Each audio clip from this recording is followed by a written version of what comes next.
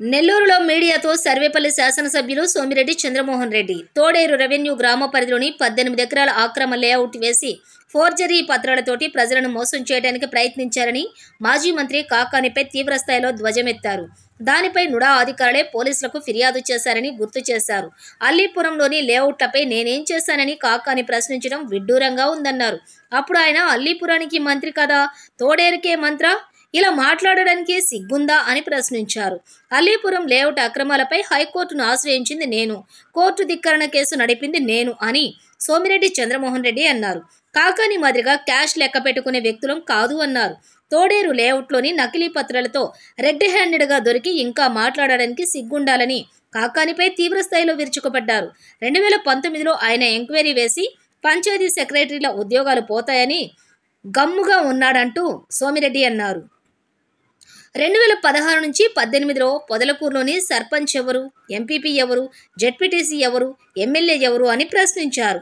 నేను పొదలకూరుకు వచ్చి నీ సామ్రాజ్యంలో సర్పంచ్ల చేత అధికారుల చేత సంతకం పెట్టించానా అని ప్రశ్నించారు. తప్పు జరిగి ఉంటే 5 ఏళ్లు చర్యలు తీసుకోకుండా ఏం చేస్తున్నావు కాకాని అని టీడీపీ సర్వేపల్లి ఎమ్మెల్యే మాజీ మంత్రి సోమిరెడ్డి చంద్రమోహన్ రెడ్డి సూటిగా ప్రశ్నించారు.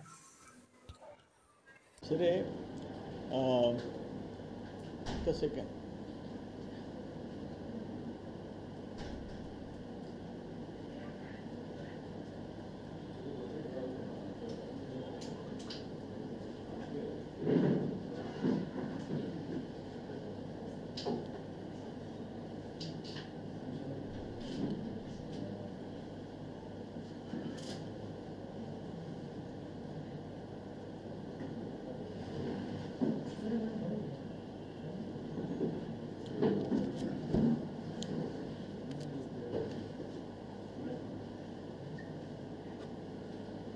ఓకే, అందరికి నమస్కారం. ఆయన ది గ్రేట్ లీడర్ ఆయన తోడేరు రెడ్డి. ఇద్దరు ముఖ్యమంత్రులు ఆఫ్టర్ సో మెనీ ఇయర్స్ కూర్చొని 2 రాష్ట్రాల ప్రయోజనాల గురించి మాట్లాడితే ఆయన పిచ్చి పిచ్చిగా మాట్లాడాడు. కాకాని గోవర్ధన్ రెడ్డి, నేను ఒకటి క్వశ్చన్ చేస్తుండా. ఇద్దరు ముఖ్యమంత్రులు అధికారికంగా సమావేశం ఏర్పాటు చేస్తే మంత్రుల టీము అఫీషియల్స్ టీంతో ఆ చర్చల్లో అంశాలు బయట రావా? అది అధికారికంగా ప్రకటన విడుదల చేయరా? మీకు అక్కడ తిరుమల దేవస్థానంలో ఆయన వాటా అడిగాడు. తిరుమల దేవస్థానంలో ఓడరేవుల్లో ఓటాలు అడిగాడు. సముద్ర తీరంలో ఓట అడిగాడు. ఎక్కడ నువ్వేమన్నా టేబుల్ కింద కూర్చొని విన్నావా? కాకాని ఏదైనా నువ్వు పిల్లి రూపంలో పోయి విన్నావా? ఏం మాట్లాడుతున్నావు నువ్వు ఒక మంత్రిగా పనిచేసినాడువా? ఒక అధికారిక 2 రాష్ట్ర ప్రభుత్వాల చర్చలు, ఇద్దరు ముఖ్యమంత్రులు, మంత్రులు, ప్రిన్సిపల్ సెక్రటరీస్, చీఫ్ సెక్రటరీస్, నీకెందుకు ఏడుపు?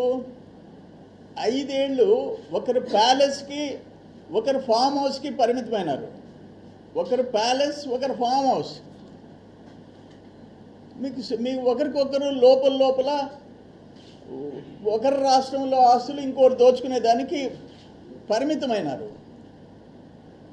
మీరు ఒక చంద్రబాబు నాయుడు గారు అంత సీనియర్ మోస్ట్ లీడర్ ఇమ్మీడియట్గా ముఖ్యమంత్రి అయిన నెల రోజులు కూడా కాలే రేవంత్ రెడ్డిని పక్క చీఫ్ మినిస్టర్ని రిక్వెస్ట్ చేసి మన ఇద్దరం సమావేశం పెట్టుకోవాలా, నేను వస్తానని చెప్పి ఒక అడుగు తగ్గి ఈయన తెలంగాణ ముఖ్యమంత్రి సమావేశానికి పోయినాడు. అరే నీ మాదిరిగా జనంలోకి రావాలంటే చెట్లు నరకాల, జనంలోకి రావాలంటే హెలికాప్టర్లో పోతుంటే కింద పట్టణాల్లో షాపులు మూసేయాల. ఒక కర్ఫ్యూ, నువ్వు బయట వస్తే ఒక కర్ఫ్యూ, ఎమర్జెన్సీని మరిపించావు నువ్వు. నీ నాయకుడు మాదిరిగా ఈడీ కేసులు, సిబిఐ కేసులు 30 కేసుల్లో ఇరుక్కొని కేంద్రంలో వాటాలు తెచ్చుకునే దానికి సిగ్గులే, తెచ్చుకోలేకపోయి తెచ్చిన ఆఖరికి అగ్రికల్చర్లో అనేక స్కీమ్స్లో 60-40. ఫర్ ఎగ్జాంపుల్ మైక్రో ఇరిగేషన్ 60% వాళ్ళు ఇచ్చే సబ్సిడీ 40% పెట్టలేక మూతేసుకున్నావు నువ్వు అగ్రికల్చర్ మినిస్టర్గా. మీరు వాటాల గురించి మాట్లాడతారా? నువ్వు మాట్లాడతావా వాటా గురించి? శాఖ మూసేసినోడివి. ఒక మైక్రో ఇరిగేషన్, ఒక మెకనైజేషన్, దేంట్లో సెంట్రల్ గవర్నమెంట్ ఇచ్చిన ఫండ్స్ ఖర్చు పెట్టావు. మేము పెట్టాం. ఇండియాలో స్టూడ్ నెంబర్ 1 మొదటి స్థానంలో నిలబడ్డాం. నువ్వు అగ్రికల్చర్ మినిస్టర్గా అట్టర్ ఫ్లాప్ అయి ఇక్కడ కూర్చొని ఇసుక, మట్టి, ఎర్రమట్టి, తెల్లరాయి, టోల్ గేట్లు పెట్టుకొని బతికావు నువ్వు. నీ మీద 7 కేసులు ఉన్నాయి, 4 కల్తీ మద్యం, 3 నకిలీ పత్రాలు. చంద్రబాబు నాయుడు కాళ్ళు పట్టుకున్నాడు నువ్వు. 2014లో గవర్నర్ పరిపాలనలో కల్తీ మద్యం కాదు, కల్తీ మద్యం, 5 మంది ప్రాణాలు తీసిన మద్యం, దాంట్లో నువ్వు ముద్దాయివి. ఆ రోజు పోయి కాళ్ళు పట్టుకున్నావు, అయినా నువ్వు ముద్దాయిగా తప్పించుకోలేకపోయినావు. వస్తాయి కేసులు. నా మీద 1000 కోట్ల ఆస్తులు పెట్టావు.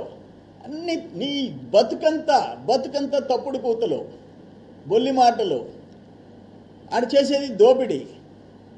ఏమైనా సుప్రీంకోర్టుకు పోయి కండిషన్ బెయిల్లో బతుకుతుండవు నువ్వు. సుప్రీంకోర్టు పోయి కండిషన్ బెయిల్లో బతుకుతుండవు. మీ నాయకుడు 30 కేసులు, ఈడీ, సిబిఐ. మీ నాయకుడు తప్పించుకోలేడు, నువ్వు తప్పించుకోలేవు. ఇది అన్ఫార్చునేట్. ఇద్దరు ముఖ్యమంత్రులు కలుసుకుంటే అంటే బాబు గారు ఓటుకునేటు కేసులో జగన్మోహన్ రెడ్డి మాదిరిగా ప్యాలెస్లకు పరిమితం అయ్యే పిల్లే చంద్రబాబు నాయుడు. జైలుకు పోతే లెక్క చేయలే. ఇది అన్ఫార్చునేట్. ఆఖరణ ఏమైపోయిందంటే మీరు 5 ఏళ్ళు రాష్ట్రాన్ని సర్వనాశనం చేసేసారు. ఇప్పుడు మళ్ళీ నీ సాక్షి అసలు 4వ తేదీ రిజల్ట్ వచ్చినాయి, జూన్ 4. మీ సాక్షిలో ఎద్దవ కూతులు, పిచ్చి కూతులు, అది చదివేవాళ్ళు ఎవరు లేరు. అక్కడ వాలంటీర్ల చేత డబ్బులు కట్టించుకొని ఆ సాక్షి పత్రిక సర్క్యులేషన్ పెంచుకోవాలని ప్రయత్నం చేస్తాం. ఒక రామోజీ, ఒక శైలజ కిరణ్ జైలుకి పంపించాలని 5 ఏళ్ళు ప్రయత్నం చేశాడు. ఆయన ఒక చరిత్ర సృష్టించాడు. ఒక పత్రికా రంగం దేశంలో, ఒక సినిమా రంగం, ఒక ఫిల్మ్ సిటీ, ఒక మార్గదర్శి, రోల్ మోడల్ అయితే ఆయన్ని జైలుకి పంపించడానికి ప్రయత్నం చేస్తే, శైలజ కిరణ్ని జైలుకి పంపించడానికి ప్రయత్నం చేశావు 5 ఏళ్ళు. నీ వల్ల కాలే. ఈరోజు ఇంకా కారు కూతుని జైలుకి పంపించడానికి ప్రయత్నం చేస్తే, శైలజ కిరణ్ని జైలుకి పంపించడానికి ప్రయత్నం చేశావు 5 ఏళ్ళు. నీ వల్ల కాలే. ఈరోజు ఇంకా కారు కూతులు, నీ సాక్షి తెరిస్తే కారు కూతులు ప్రతిరోజు. ఎక్కడన్నా ఉందా ఇది? ఎప్పుడన్నా చూసామా? తిరుమల గురించి వాటాడతారా? తిరుమల పరువు తీసింది కాంగ్రెస్ టైంలో 3 కొండలని చెప్పి ఈ 5 సంవత్సరాల్లో కోట్లు దోచుకున్నారు. 5 సంవత్సరాల్లో భ్రష్టు పట్టించారు, ఆ వ్యవస్థను భ్రష్టు పట్టించారు. తిరుమల 7 కొండల్లో కోట్ల మంది దర్శనం చేసుకునే తిరుమల ప్రపంచంలో నంబర్ 1, అత్యంత ఎక్కువ మంది భక్తులు పోయే ప్లేస్ ఎక్కడన్నా ఉందంటే all over the world number 1 Tirumala ప్రపంచంలో. దాన్ని ఏం చేశారు మీరు కరప్షన్ సెంటర్గా మార్చుకున్నారు. నువ్వు తిరుమల గురించి మాట్లాడతావా? కాకాని ఇది దురదృష్టం. అంటే వీళ్ళు ఎట్ట తయారైపోయినారంటే ఏదైనా వాగితే సరిపోద్ది, ఏదైనా మాట్లాడచ్చు.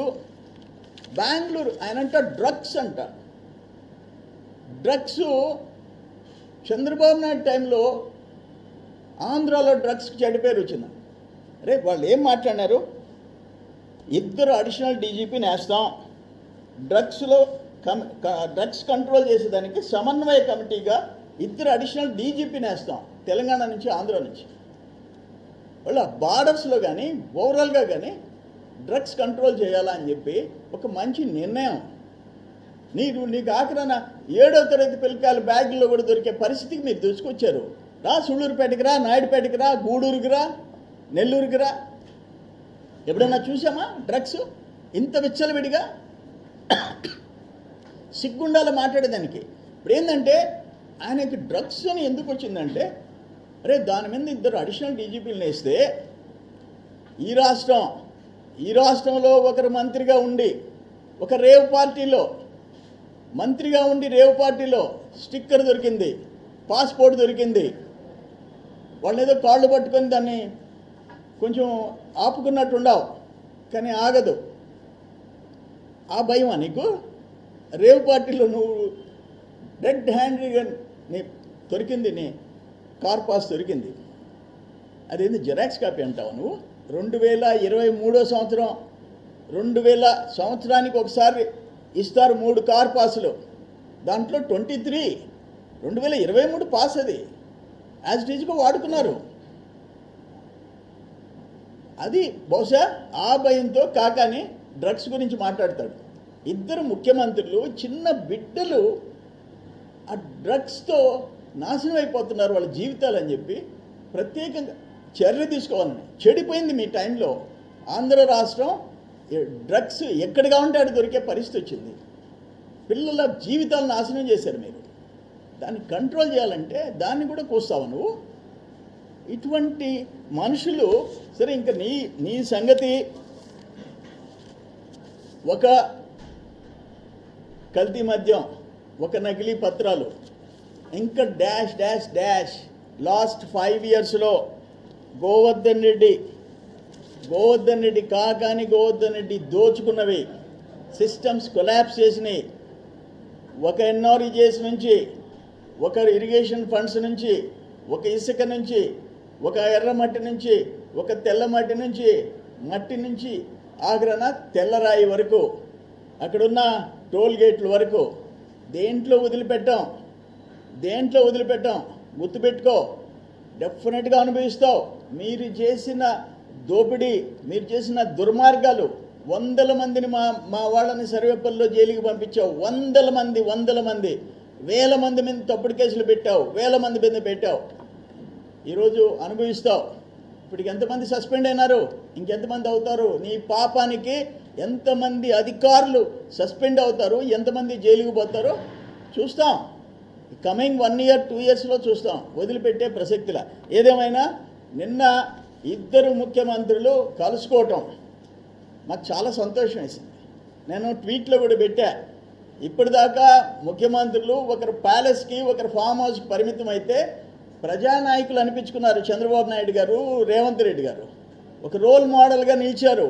దేశంలో రోల్ మోడల్గా. ఆయన కాంగ్రెస్ అని చెప్పి ఈయన ఇంట్లో కూర్చోలే, ఈయన తెలుగుదేశం అని ఆయన ఇన్వైట్ చేయకుండా ఆపల.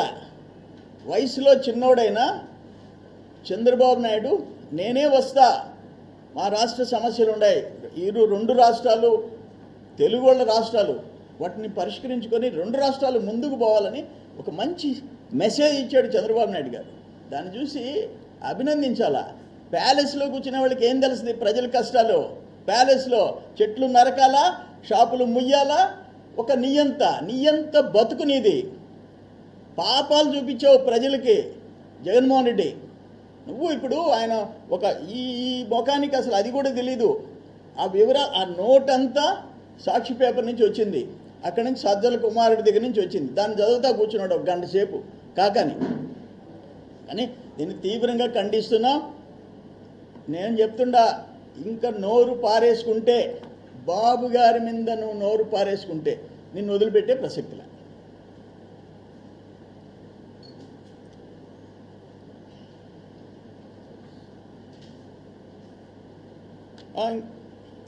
ఇంకా ఎనీ క్వశ్చన్స్? కొరవై వేరే సబ్జెక్ట్స్ తొందరలో పెడతా.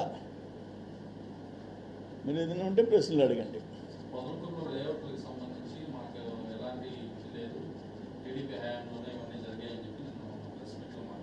చాలా గొప్ప సందేశం ఇచ్చాడు ఆయన. తోడేరు రెవెన్యూ విలేజ్, మీరు అడిగారు కాబట్టి చెప్తాను.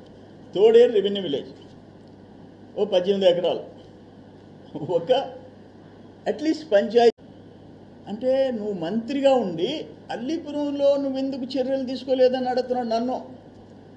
అంటే అల్లీపురం మంత్రి కాదు నువ్వా? తోడేరుకే మంత్రా? మంత్రి ఫర్ తోడేరు, అల్లీపురం నేను మంత్రా? సిగ్గుండబడలే? అల్లీపురం లేఅవుట్లో హైకోర్టుకు పోయినోడిని నేను, పిల్లేసినోడిని నేను, ఇంకా కంటెంప్ట్ ఆఫ్ కోర్ట్ వేసినోడిని నేను. నీ మాదిరిగా క్యాష్ లెక్క పెట్టుకునేవాళ్ళని కాదు.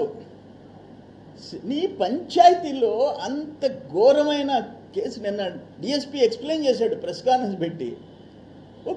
ఒక మ్యాప్ కింద నుడా అప్రూవల్, సంతకాలు, డైరెక్టర్ సంతకాలు, అధికారుల సంతకాలు. అరే రెడ్ హ్యాండెడ్గా దొరికేవయ్యా, సిగ్గుతో తల దించుకోవయ్యా తోడేరెడ్డి. అల్లీపురం నన్ను అడుగుతావా? 2019లో అంట ఆయన ఎంక్వైరీ చేశాడంట, వాటి మీద యాక్షన్ తీసుకుంటే సెక్రటరీలు ఉద్యోగాలు పోతాయని చెప్పి గమ్ముకున్నాయంట. అంటే నువ్వు రిలీజ్ చేసావు ఒక లెటరు, ఏ ఊర్లు? పలుకూరు. సర్పంచ్ ఎవరు? ఒకే 2018, 16 సర్పంచ్ ఎవరు? ఎంపీపీ ఎవరు? జడ్పీటీసీ ఎవరు? ఎమ్మెల్యే ఎవరు? మంత్రి ఎవరు? అంటే నేను వచ్చి నీ పొదలకూరు సామ్రాజ్యంలో సర్పంచుల చేత, పంచాయతీల చేత, అధికారుల చేత నేను సంతకం పెట్టించానా? ఏం చేస్తున్నావు? 5 ఏళ్ళు యాక్షన్ తీసుకోకూడదా? సిగ్గుండబడలే? ఓకే, జైలు శాఖ నిబంధనల మేరకే జగన్మోహన్ రెడ్డి పర్యటించడానికి అనుమతించారు. తెలుగుదేశం పార్టీ, తెలుగుదేశం ప్రభుత్వం మాకు ఎటువంటి ఉదాహరణ చూపించలేదు పిన్నెల్ని కలవడానికి అన్నారు. పిన్నెల్ని కలిసేదానికి తెలుగుదేశం ప్రభుత్వం మాకేమీ అవకాశం కల్పించలేదు, జైలు శాఖ నిబంధనల మేరకు రాగలిగాము అంతే. ఒక ఎమ్మెల్యే జైల్లో ఎవరైనా కలవాలనుకుంటే ఏమి నిబంధనలు ఉన్నాయో దాని ప్రకారమే జగన్మోహన్ రెడ్డి ఈరోజు ఎమ్మెల్యే. ఇప్పుడు ఏదో చెప్పారు, ఇప్పుడు ఒక టాక్ వస్తుంది, ఆయన అసెంబ్లీలో ఈ 164 మందిని చూసి ప్యాంట్లు తడిసిపోతున్నాయి ఆయనకి, అందుకని వదిలేసి ఢిల్లీకి పోతా అంట. అది రిజైన్ చేసి ఎమ్మెల్యేగా ఎంపీగా పోతాడని వస్తుంది. ఆయన తమరు జైలుకి పోతే మళ్ళీ ఇప్పుడు చెట్లు నరకాలనా? ఇప్పుడు ఆయన జైలుకి పోయి చూసేదానికి పోతున్నాడు పిన్నెల్ని. చెట్లు నరకాలన్నా? నరికించలేదన్నా? షాపులు మూయించలేదన్నా? ఎందుకు అంత బాధ? జగన్మోహన్ రెడ్డి వస్తే నెక్స్ట్ టైము ఇప్పుడు ఈయన కాకాని కూడా పిన్నెల్లికి తోడుగా పోతున్నా అంటే జైలుకి తొందరలో. అప్పుడు వచ్చి చూడమను జగన్మోహన్ రెడ్డిని. అప్పుడు కావాలంటే చెట్లు నరికించి మొత్తం షాపులన్నీ మూయించి బ్యారికేడింగ్ చేయించి చేస్తాం. రమ్మనండి జగన్మోహన్ రెడ్డిని.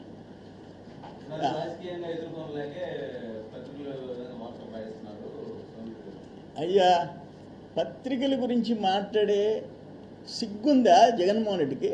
పత్రికల గురించి మాట్లాడతావా? నీ సాక్షి పత్రిక ఎంత బరి తెగించి రాసింది. ఈరోజు బండేపల్లి కెనాల్, సర్వేపల్లిలో బండేపల్లి కెనాల్ నేను శాంక్షన్ చేయించా. 24 కోట్లు, 5 కోట్లు పని జరగలే. మా టైంలో 2-3 కోట్లు పని జరిగింది, నువ్వు ఆపేశావు. 17 కోట్లు సోమిరెడ్డి జోబిలోకి అని రాశాడు. 5 ఏళ్ళు ఏం చేస్తున్నారు? సోమిరెడ్డి జోబిలోకి మా టైంలో 2019లో సోమిరెడ్డి జోబిలోకి అని రాశాడు సాక్షి. ఏం చేస్తున్నావు? సిగ్గులే రాసేదానికే? అసలు పనే జరగలే. 17 కోట్లైంది సోమిరెడ్డి జోబి. అటువంటి ఎన్ని వార్తలు రాయించారు నా మీద, ఎన్ని వార్తలు. ప్రెస్ కాన్ఫరెన్స్ పెడితే, ఆనందయ్య ముందు ప్రెస్ కాన్ఫరెన్స్ పెడితే నాన్ అవైలబుల్ సెక్షన్ పెట్టారు. దొంగతనం ఫోర్జరీ పెట్టారు. 7 ఏళ్ళు శిక్ష పైన పెట్టారు. సిగ్గుండబడలే మాట్లాడేదానికే? ఈరోజే అన్ని సబ్జెక్టులు మాట్లాడను కాకాని గురించి.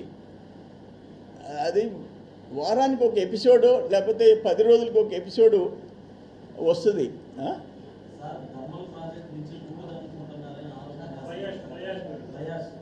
ఫ్లయాష్ అయ్యా, ఒకటే నా మీద ఆయన ఆరోపణ 1000 కోట్లు చూపించమను. మీరు అడిగారా ఎప్పుడన్నా ఒక్కసారి ఏందయ్యా చంద్రమోహన్ రెడ్డి 1000 కోట్లు ఇంకా చూపించకుండా ఉండవు, నువ్వేం మంత్రి అని అడిగా ఎప్పుడన్నా? ఇప్పుడు నేను ఫ్లై యాష్ చూపించేదానికి ఎన్ని సంవత్సరాలు అయిపోయింది నా 1000 కోట్ల కోసం? సింగపూర్, మలేషియా, హాంకాంగ్, నేను అంత బాధపడుతున్నాను. అది చూపించి మనం నాకు నా 1000 కోట్లు చూపించి మనమే నేను